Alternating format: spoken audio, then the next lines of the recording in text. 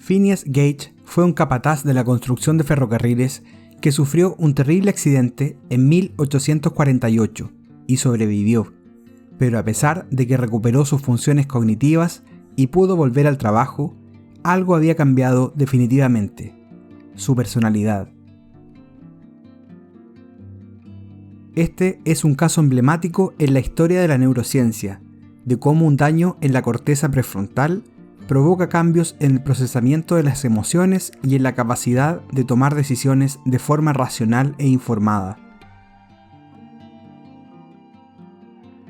En este video conoceremos más detalles de Phineas Gage, el hombre que le cambió la personalidad cuando un fierro le atravesó la cabeza.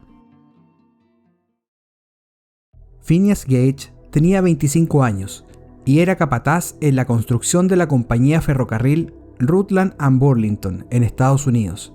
Según documentos de la época, era considerado un trabajador muy eficiente y tenía un carácter agradable. El 13 de septiembre de 1848 se encontraba preparando el terreno para el establecimiento de una nueva línea férrea en las afueras de Cavendish, Nueva Inglaterra. Entre sus funciones de aquel día estaba la colocación de pólvora, un detonador y arena en agujeros taladrados en la roca. Para finalizar, aplastaba la arena con una pesada barra de metal. Un posible descuido de Gage provocó que a las 4:30 de la tarde, en el momento en que presionaba la mezcla, se produjera una formidable explosión. La barra de metal, que medía cerca de 1 metro de largo y presentaba un diámetro de 3 centímetros, salió disparada atravesando el cráneo del hombre y cayendo a unos 30 metros. La prensa del momento reflejó certeramente lo más curioso de todo. Phineas Gage no solo se encontraba consciente luego de semejante evento, sino que era capaz de caminar y relatar él mismo el episodio solo unos minutos después.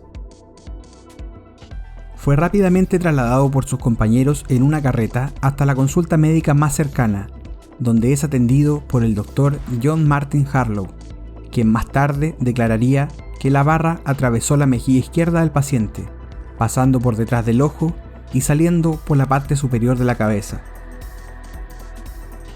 El Dr. Harlow detuvo la hemorragia, eliminó los fragmentos de hueso y desinfectó la herida.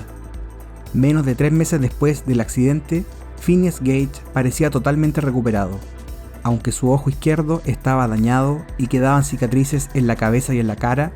Nadie pensaría que no estaba ante un hombre saludable y normal. El 3 de junio de 1869, el Dr. Harlow presentó una exposición a la Asociación Médica de Massachusetts sobre su investigación basado en el caso de Phineas Gage.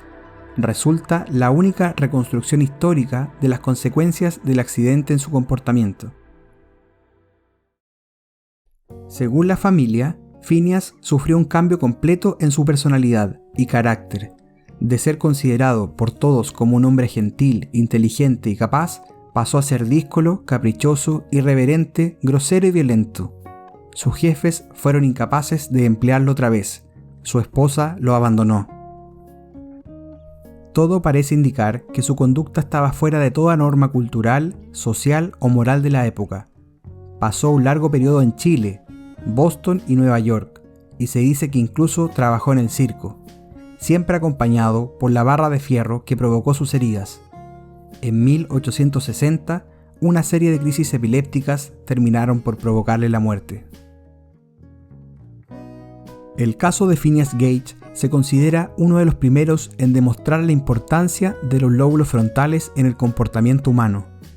El investigador David Ferrier, en 1870, utilizó las descripciones del Dr. Harlow para relacionar el daño prefrontal con variaciones conductuales. Sin embargo, pasaron muchos años para que el estudio de las bases neuronales del comportamiento tomara auge. El neurocientífico portugués Antonio Damasio estudió profundamente el caso de Gage, sugiriendo que los lóbulos frontales influyen en la emoción y en la toma de decisiones.